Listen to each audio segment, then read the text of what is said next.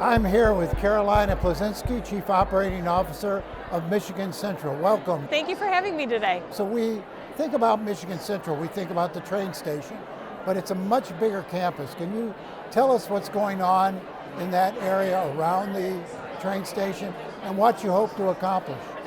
So Michigan Central is 30 acres.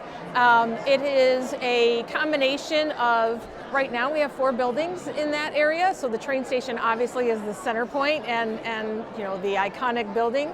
But there's the book depository, which is the hub of innovation. We have a garage that is used as a testing site and a laboratory, so it's not just a standard garage, but it has enough equipment where you can test future in charging solutions in there, wireless charging solutions. And then we have some other buildings and a lot of future development that will be planned. Are you hitting your marks in terms of the sort of companies you wanted to attract, the sort of tenants you were seeking? Yeah, I think we've made great strides in the innovation and the startups. So for us, this is about creating a central hub where you have founders, industry partners, and academics all working together, because that's how difficult these problems are. When you're looking at new mobility systems or trying to transform an industry, you need all of those players. And so from the startup perspective, we've partnered with Newlab and other accelerators, and we are at about 135 to 140 companies that have come to Detroit. So this isn't all Ford Motor Company? It's not.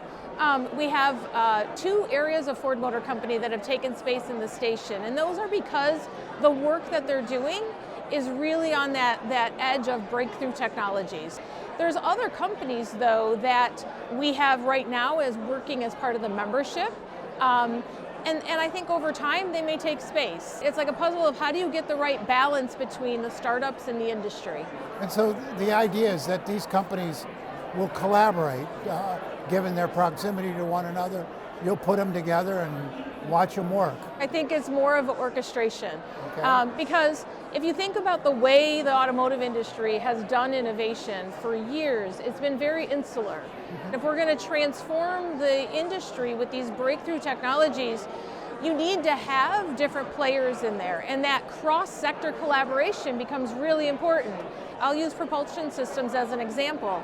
You need to have technology, you need to have the automotive companies, you need to have energy companies, and you need to have urban planning, because where does the infrastructure go? And collaborating on that gets you to a faster result. You have what's happening at Michigan Central, the Henry Ford project, other things that are going on, the District Detroit developing. It feels like we're on, the launching pad here. What do we need next to fill in all this infrastructure? Yeah, we have great momentum. I think what's happening is that the ecosystem is fragile, and we have to work together as a local ecosystem and find those partnerships. From a policy standpoint, what do we need? So there's some gaps. If I think about the tools that the state has had to date, they're for large battery plants or larger companies. And so they've been helping us with smaller grants to attract the startups here and to keep the startups here. And so we've been working to kind of close those gaps, identify them with our state partners, but together I think is where we can drive that policy change. So give us some examples of the type of work that's going on at that Michigan Central campus that we might not notice as we drive by. Sure. I mean, we have amazing startups. Today at the policy conference, Darren Riley was talking about, he's doing air quality testing and putting sensors out there around using the data to be able to anticipate, air quality issues. We have companies that are building the first electric ATVs. We have companies that are building RVs that are electric and they're modular inside, and now those companies came here and have grown tremendously. So is the idea that we'll get these startups here, get them going, give them the nurturing they need, and then they'll go off and create big companies with lots of maybe employees. Take space in the station. We have a company that we have a warehouse now. They took 12,000 square feet in a warehouse because they needed bigger manufacturing space. And so that's the collaboration we do with the city, is like, we need to find them space to keep them here and help them grow. Do you also connect them with investors? We are.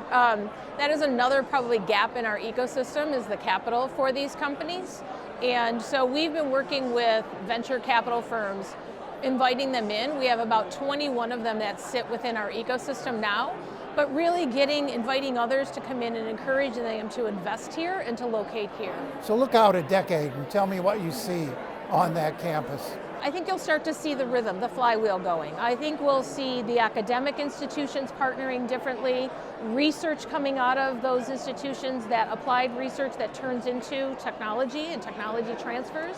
I think you'll see big partnerships across companies that you've never seen before. And hopefully we will not seize the future of mobility to anybody else. It should stay in Detroit. Watch One Detroit, Thursday at 7:30 p.m. You can find more at onedetroitpbs.org or subscribe to our social media channels and sign up for our One Detroit newsletter.